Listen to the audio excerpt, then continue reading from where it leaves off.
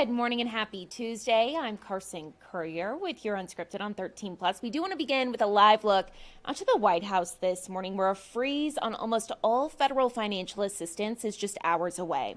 Sources tell CBS News an internal memo from the White House calls for a pause on grants and loans so they can be reviewed to ensure they align with the Trump administration priorities. Senator Chuck Schumer says the pause is jeopardizing billions upon billions of community grants and financial support that help millions of people across the country. Just yesterday, we know the president signed executive orders focused on the military, reinstating with back pay thousands of service members discharged for refusing the COVID-19 vaccine, directing the Pentagon to create a policy for transgender troops within the month, reinstating a ban Trump ordered in 2017, and banning race and sex-based preferences. He also called for the creation of a U.S. Iron Dome, similar to Israel's missile defense system.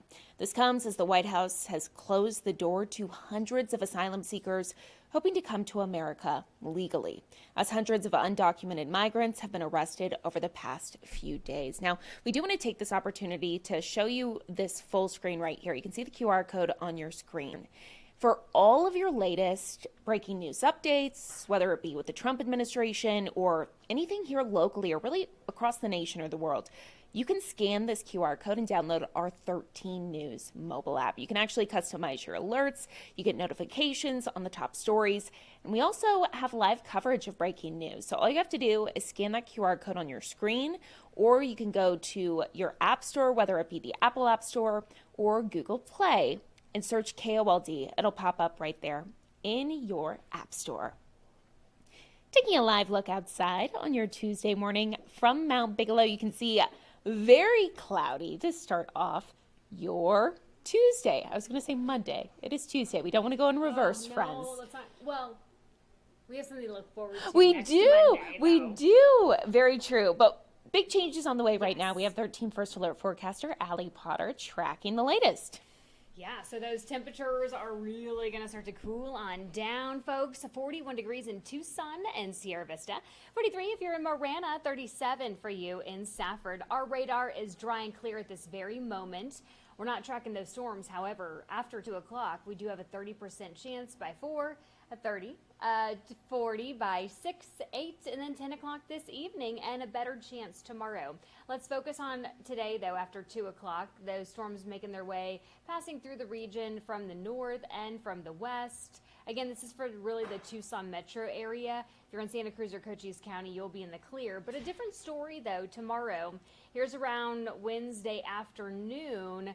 4 o'clock, notice blue, that's snow, so mountain snow is definitely possible. Sleet in Sierra Vista, maybe a slight dusting in Bisbee, but not on the Tucson floor, unfortunately. Well, unless you're on Mount Lemmon, totally different story there. But that's going to continue the rest of the afternoon, heading into our evening hours. And then we'll start to clear out and dry out. And guess what, folks? Some sunshine and warmer temperatures are on tap. Again, a 40% today and 50% on your Wednesday.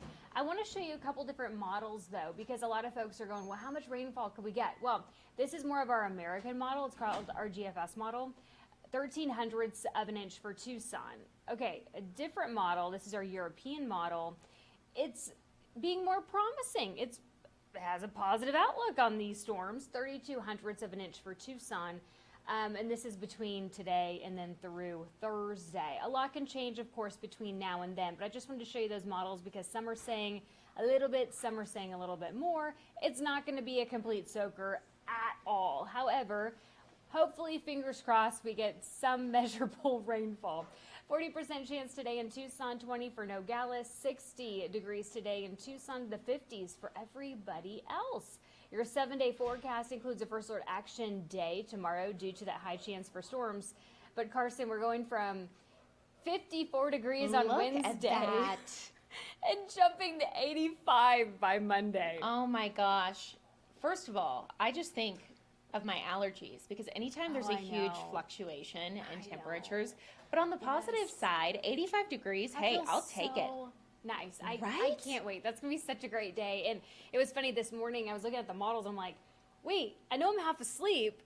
coffee hasn't kicked in yet, maybe. Yeah. I don't know. And I'm like, 80s? I'm like, I know. okay, here we go. But yet we had someone in our newsroom actually talking about, he's like, I don't want the cold to go away. I doubt it's going to stay in the 80s, Allie, for Yeah. a long period of time. We'll have to see. We'll have to see. We're a little bit too far out, of course, but notice the trend though, it's upward, right? So Okay. Thursday we're starting to climb a little bit, and then there's 80 on Sunday, Monday 85. We're a week out. It's hard to sometimes get a grip on things because those storm systems can literally change Exactly. and go a whole different direction, and we're going, whoa, cool down, warm up. Okay.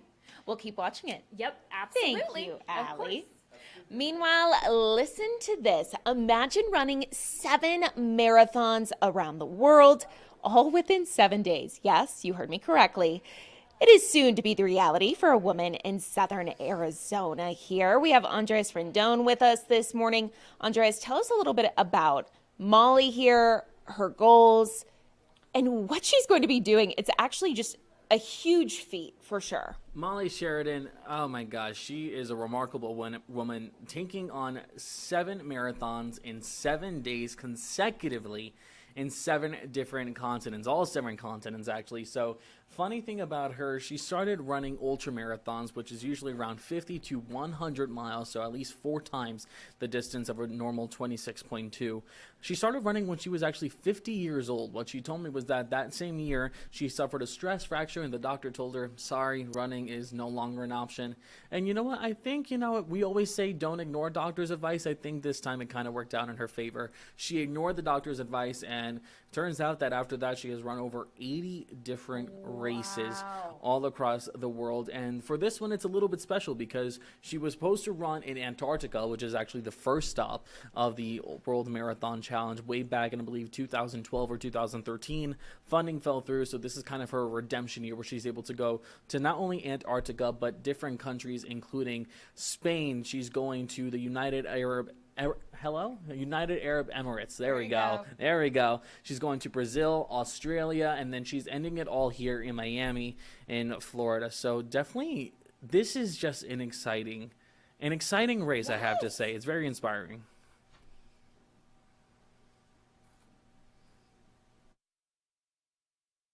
And then I realized that voice saying, you're getting older, that's not my voice. That voice is society's. And when I finished that first marathon, I sent him a picture of me crossing the finish line and said, hey, if there's any old broads coming into your office, don't tell them if they can't do stuff. It's like, it changed my life. It made me realize I really have a body that likes to move.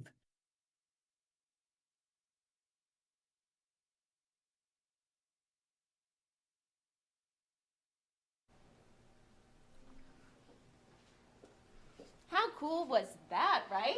I mean, definitely an inspiring story. So when I first spoke with her, I kind of asked her the question, why does she want to take this on? 26.2 miles every single day for an entire week. It's not just the marathons that we're talking about. It's the marathon. You're also talking about the jet lag, traveling on that plane with 50 other folks. And, I've traveled with my family for, a good distance, but, 50 people for an entire week, it's not easy to do. So you definitely got to give her credit. One of the things she said, though, the challenge is really going to be just refilling on those carbohydrates and refilling on that energy. A lot of the recuperation that she has to do is going to be on that plane. So because of that, sorry, Carson's just doing something over there. Because of that, that's really where the challenge is going to be. So she's going to be replenishing all her nutrients on that plane. Voice But saying, you're I getting don't know, older. Carson, to be replenishing all that on a plane, I couldn't. No.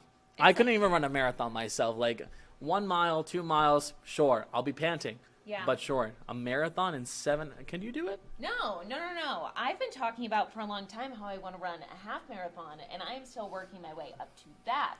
But what I'm really excited about is that you're going to check in with her once she gets back. Yes, so We'll several. get all the stories. So all the stories on that. So fun things about that. So she's actually set to be with another woman who happens to be 68 years old. Oh, wow. Them two are going to tie the record and going to break the record together for being the oldest woman to complete the World Marathon Challenge. That is so cool. Right? Exciting Honestly. stuff. Yeah. So like you mentioned, we are going to follow up with her when she gets back around February 11th, February 12th, just to see how her experience was. Of course, we're rooting her on over here from overseas, but definitely a great feat to complete. Yes. That's a great life resume. like Right? builder right there. Yeah. I completed 7 marathons. Super cool. Super cool. So if people want to read more about her story before she heads out, it's on KOLD.com. Yeah. KOLD, yes. Perfect. Perfect. Awesome. All Thank right. you, Andres. Thank you, Carson Curry. Always Now- a pleasure. Oh, always a pleasure. Now, we cannot go without talking about what is going viral all over social media. Our U of A Wildcats men's basketball team, the incredible shot from Caleb Love last night, the buzzer beater. Let's go ahead and watch it. It's got to go down the court. 3-point game. Too far. Here's Love for the tie.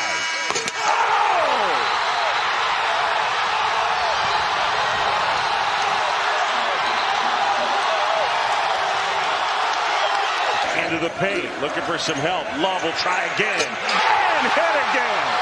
It's the Caleb Love Show.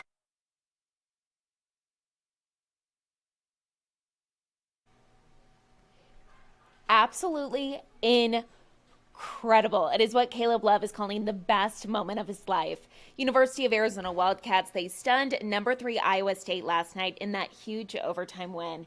And despite struggling with the shot earlier, Love rounded off the game with 22 points, including that 60-foot shot that had Wildcat fans screaming, and it had Iowa fans holding their heads in disbelief. So we do know that the Wildcats ended up winning. Great news for them. Definitely going to be one of those moments that we talk about for years and years to come. So congratulations, Cats. Taking another look outside on your Tuesday morning. Possibility of rain later this afternoon. We love to see it, especially because we haven't actually had any significant rain in who knows how long. Oh my goodness. So a 40% chance today, 50% chance tomorrow. We're going to be tracking it for you all day long.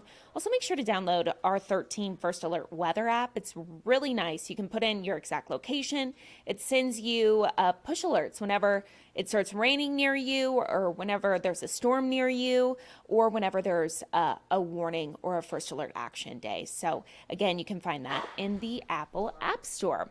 Thank you so much for joining us on your Tuesday. We will be right back here tomorrow at 9:30. Have a great day.